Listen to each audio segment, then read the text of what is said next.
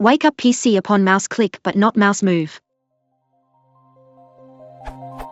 Can I differentiate between waking the Windows OS, Windows 7 and or 8, if from a mouse click versus mouse move? I only want the system to wake upon a click on the mouse but not when I move the mouse. I assume this is not a functionality considered in the power management options, but maybe something can be done in the registry? Any ideas?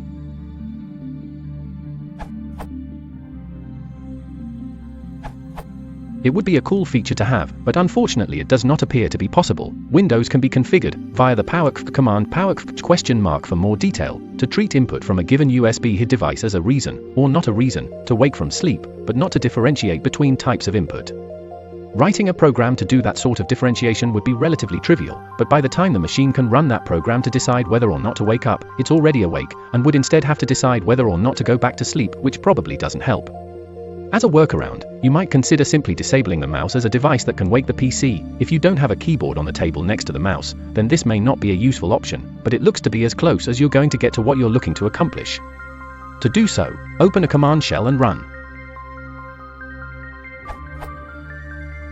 You'll see your mouse device named in the list, possibly along with other devices. To disable wake input from the mouse, do. And if you decide to re-enable it later, do so via.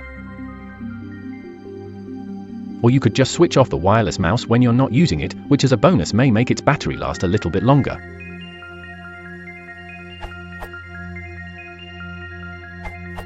When trying to disable my mouse from waking up my computer entirely, I stumbled upon a solution. Windows might differentiate between your mouse movement sensor and the buttons.